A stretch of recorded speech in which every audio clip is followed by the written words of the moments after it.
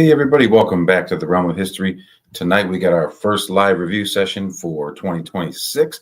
That's going to be on Chapter 18, Land-Based Empires, Gunpowder Empires, Ottomans, Safavids, Mughals, what have you. So we're going to get you ready for the big quiz tomorrow and make sure that I answer all of your questions.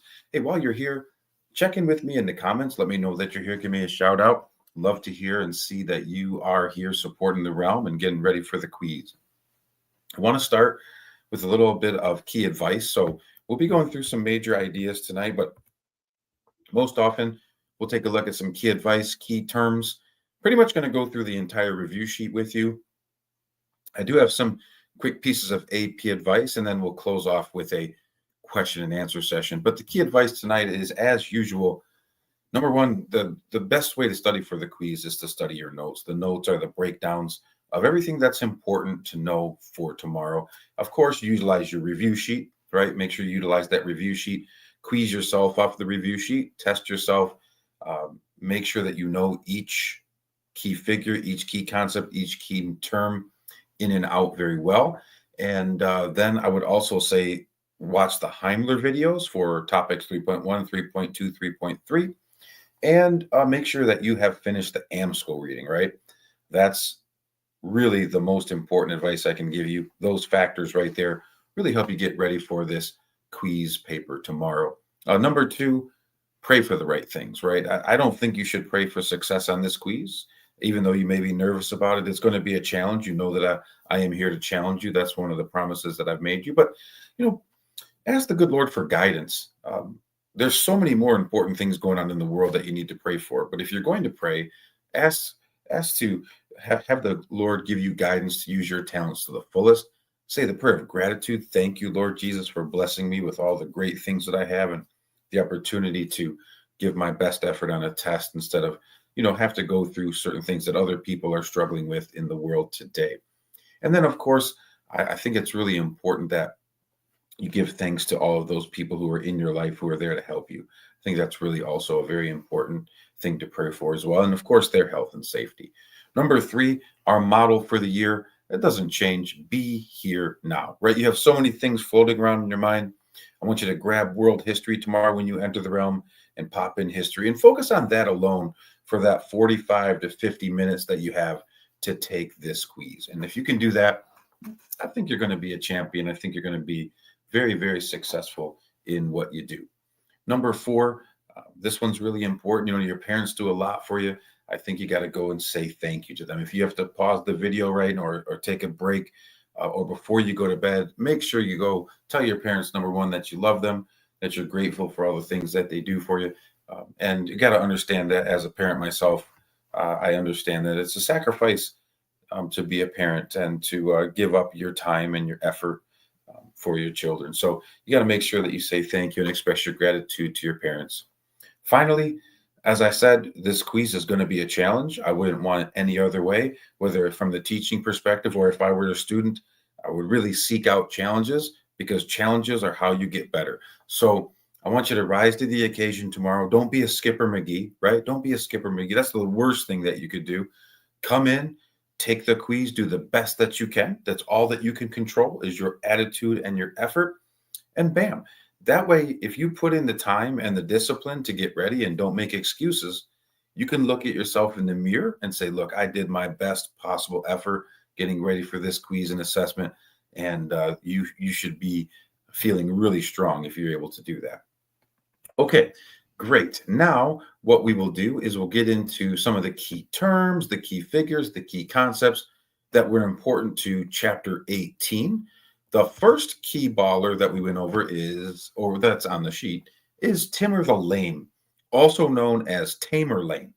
He was a Central Asian ruler. He was from the city of Samarkand, and he defeated the Ottomans. He was not an Ottoman.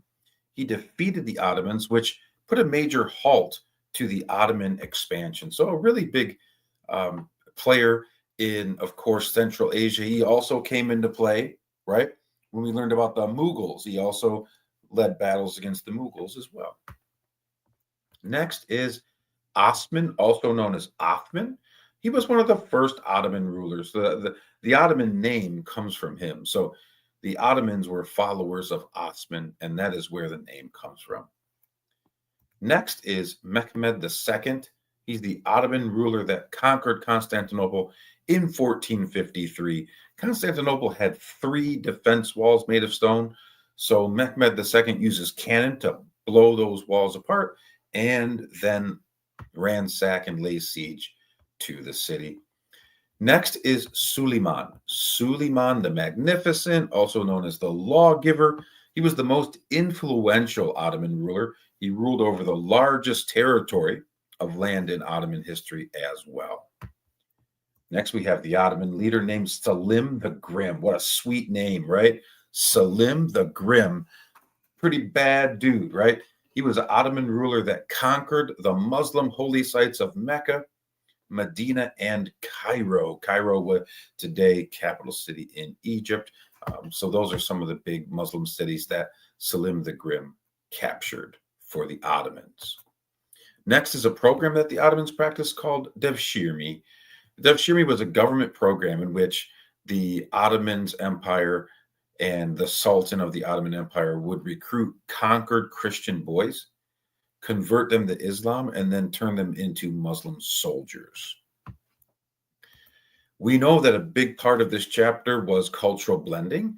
So I want you to study the bulleted list from your textbook in section 2, and in particular, study the chart on page 513, and of course, the note section that we went over on cultural blending from section 2 as well. Key place is named Esfahan. Esfahan was the capital city of the Safavid Empire, located in modern-day Iran.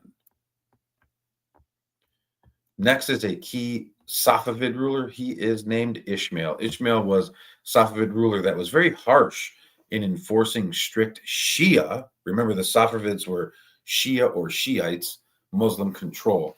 Under his power, anybody that did not convert to Islam in the Shia fashion was put to death. Next is Shah Abbas, also a Safavid ruler, also very harsh in his treatment, but a little more lenient than Ishmael was, and created reforms that increased trade, especially trade with Europeans, like bringing in Chinese artists to teach the Safavids how to create art that would appeal to the Europeans. How about your guy, Safa al-Din, founder of the Safavid Empire, right? He started as Islamic Brotherhood. Safa al-Din, Safavid comes from that. So there you go. Now we'll get into some of our key figures that we want to know from the Mughal Empire of India, starting with the founder of the Mughal Empire in India, that's Babur. Then you have Akbar. Akbar was the Golden Age ruler, so the time period of most prosperity of the Mughal Empire. He was very tolerant. He allowed for religious freedom and military improvements. He also created his advisors created a tax system called the Zamandir tax system, which is on your illustrative examples, which helped create efficient government in the Mughal Empire. His son Jahangir was known as Grasper of the World. He had a Persian princess wife, though, named Nur Jahan, that really was calling the shots behind the scenes. So he was the ruler, but his wife, Nur Jahan, who was a Persian princess, was really making most of the decisions and was running the entire empire. So here she is, Nur Jahan. She's the wife of Jahangir. She was making many decisions behind the scenes during his rule, and she was a Persian princess. So from a line of families of royal blood. Next, we're going to take a look at Shah Jahan. Shah Jahan came into play a little bit later. He took power by having all of his rivals assassinated.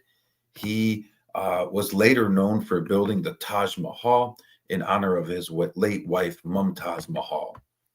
His wife, Mumtaz Mahal, was, of course, married to Shah Jahan, and she died at the age of 39, giving birth to their 14th child. So the Taj Mahal is created in her honor. Her son with Shah Jahan is Aurangzeb. Aurangzeb, of course, was the son of Shah Jahan. He eventually had his father imprisoned, and he put him in a room where Shah Jahan could at least look out over and see the Taj Mahal.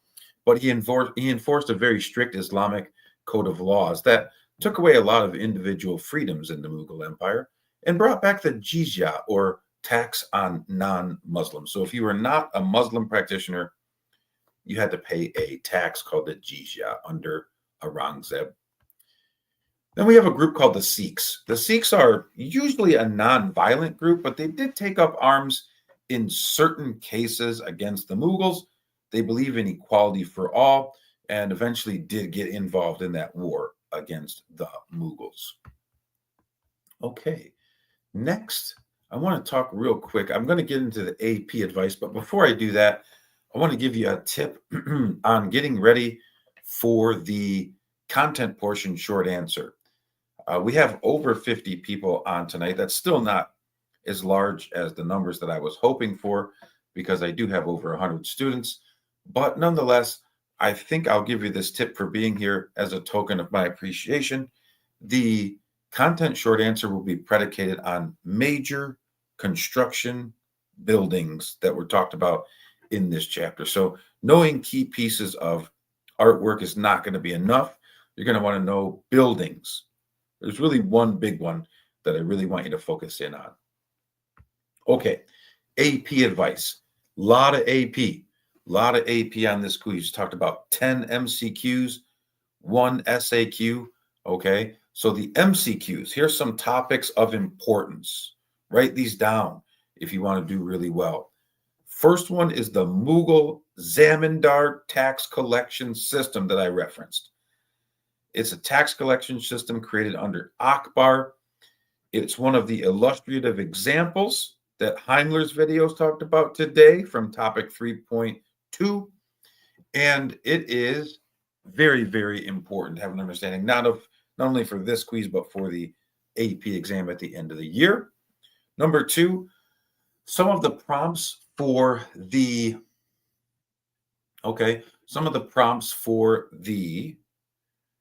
MCQs are paintings. So you're going to want to study some paintings that depict Ottoman and Mughal military. You're not going to be able to find these paintings. You might get lucky and find them, but that's not the goal here. What you really want to do is understand how the Ottoman military operated, how the Mughal military operated. One of the big clues there is gunpowder, right? That's going to be your starting point and reference framing. But you need to know a little bit more than that. Number 3, there's also a painting that depicts Suleiman the Magnificent. So you're not going to be able to find this painting. And even if you did, that's not going to help you that much. But understanding who Suleiman was, what are some of his practices, those are things to research. Finally, the SAQ, I'll tell you, it's related to cultural blending, right? We spent a good portion of section 2 in the content notes talking about cultural blending. You're going to want to be able to name some examples. You're going to want to be able to answer questions that refer to cultural diffusion or cultural blending, which is one of the big themes of our course. All right, awesome. So we did all of that, got through almost the entire review sheet there, talked about our AP advice in less than 15 minutes. Sign of strength. Now I'm going to do the question and answer session. So I'm going to go to the comments. Please, if you haven't let me know that you're here, please go ahead and give me a shout out there. Thank you for being here. I do appreciate all of you, but go ahead. I am ready for your questions. Habibi, Amu Lango, let me know. Thank you. I appreciate that, Amu Lango. Thanks for being here. Got some key ballers in this realm. Like it. Appreciate all of you. Lily K was first on the comments, so nice. She's got the first slot there. And now I'm going to look for some questions. Here we go. Amelia. If the Sikhs were a nonviolent group, then what pushed them into the war? So Jahangir and Nur Jahan had a couple of sons, right? Shah Jahan eventually becomes the ruler, but one of his other sons is named Khusrau. And Khusrau, all right, he was exiled and he went to the Sikhs looking for support. Well, the Sikhs have a leader called Guru Arjan. The Mughals captured Guru Arjan and tortured him. And so that's really what gets the Sikhs involved in conflict with the Mughals. All right. Moving on down the line. Moving on down the line. All right, Kenzie. So no, you don't have to define the key groups on the review sheet. Just key terms numbers 1 through 20, terms, figures, concepts. Key groups, you got to know about them, but to define them would be writing like several paragraphs. So don't have to do that. All right. Gabby the Gabby, here we go. Is knowing lineage important for tomorrow, like who was whose brother and dad, etc.? Fathers and sons, yes. Brothers, dads, yes. Brothers, not so much on this quiz, but fathers and sons, 100%, yes.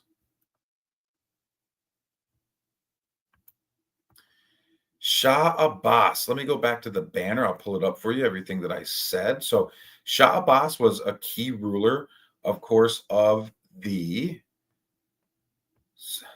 Safavids. So he's going to be in the middle here.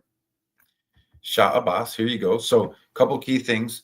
Safavid ruler, very harsh in his treatment, a little bit more lenient than his father, okay, Ishmael, but did create reforms that increased trade, right? One of the big reforms that I mentioned is bringing in Chinese artists to teach the Safavid art workers how to create things like metalworks, tools, weapons, glass, tile, porcelain that would draw attention from Europeans. That was his big goal, is to get Europe involved in that trade. All right.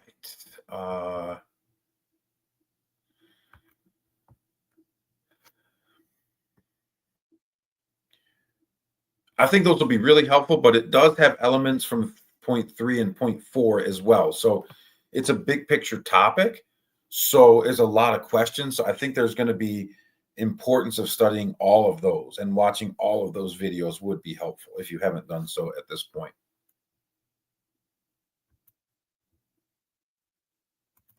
Yes, of course. Who's expanding? Who held the largest territory like Suleiman? How did they expand? Gunpowder, military, cannons, right? So all of those elements would, of course, be very important, Avery. All right. Yeah, I think this is really important in any empire that we study, but especially in the gunpowder empires. We talked about how they rose to power. We talked about some things in between. And then, of course, we talked about some factors of decline.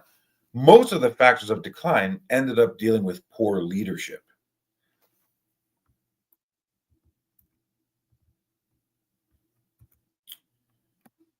So it's going to be important to know those empires like Qing, like the Boyars of Russia, like the French under Louis XIV. For the AP exam, for tomorrow's quiz, it'll be more predicated on topics related to chapter 18. Okay, that's a good question. Gabby the Gabby. Yeah, here we go. Did Suleiman create Devshirme and Janissaries, or did they just happen during his reign? So he did not create them. They were something that had started with the Ghazis. Remember the Ghazis, who were the warriors of Islam? So even before the Ottomans were called them the were known as the Ottomans under Osman, they were still practicing Devshirme, and Janissaries were protecting the leader. And then it just became more official after Osman. So no, Suleiman doesn't create, but those programs were most powerful under Suleiman the Magnificent. Yeah, of course. Master Miles, what's up, Master Miles? One of my favorite all-time ballers, man. Yeah, oh Patrick, we got quiz. We ball out. We get going, and we make sure that we challenge ourselves to get right back in the swing of things. Yes, sir.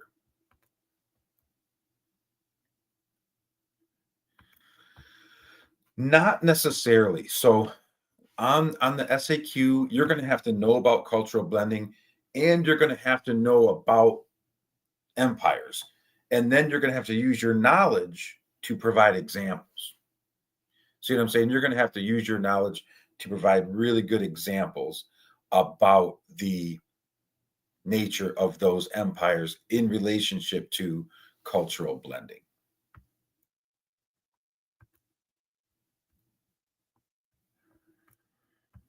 Short answer is that it's going to be about a major construction or major building, Master Dane Burglar.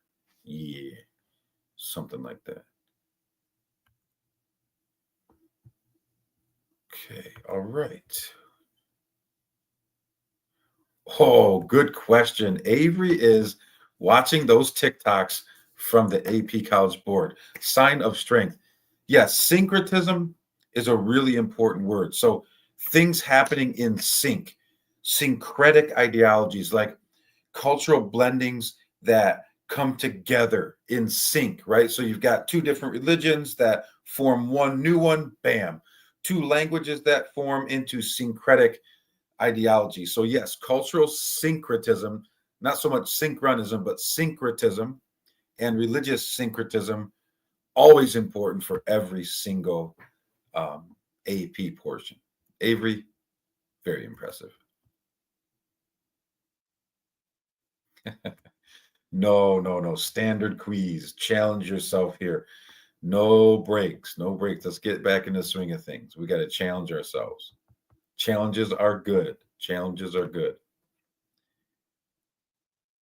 All right. Any other key questions? I am here to help you.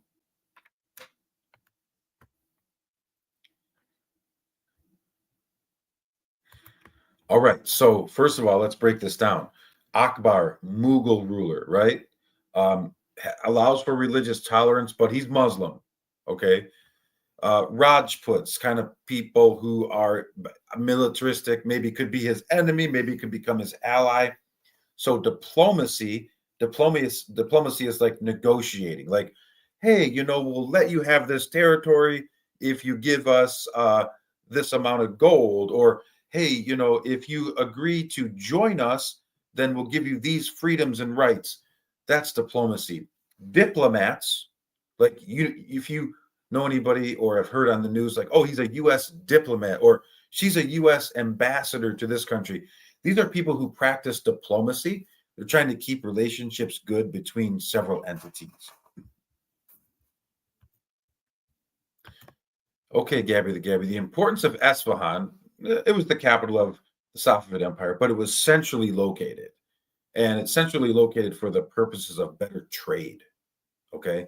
The old empire, the old empire's capital was more down toward the south, making it harder for trade. So the move to Esfahan makes it more balanced for the purposes of trade. Other key questions, ladies and gentlemen. I know there's a big game on tonight.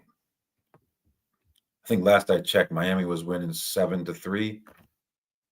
Hopefully, it's a good game so far. I'm boycotting the playoffs because I'm a Notre Dame fan, so I'm not giving my viewership to ESPN. Any other questions, though, about Chapter 18? I got Miami winning 28.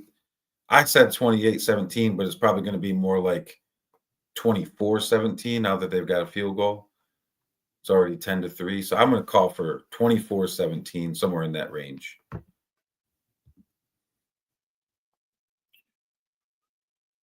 How's Trinidad Chambliss doing against Miami's front seven, though? That's what I'd like to know. Are they holding him in check? Oh, wow. 17-13 Miami at half. That's what I'm saying. Second half defenses make adjustments.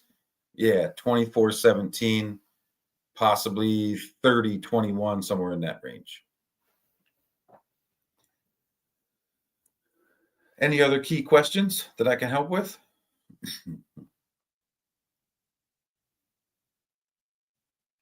Okay. Well, hey, I really appreciate you being here. I hope that it was beneficial for you. Remember to pray for the right things. Make sure you say thank you to your parents. Okay.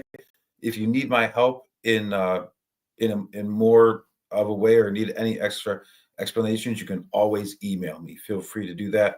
I'm usually pretty active and will be there to help you. Okay. God bless and have a wonderful night. We'll see you tomorrow. Okay. Peace.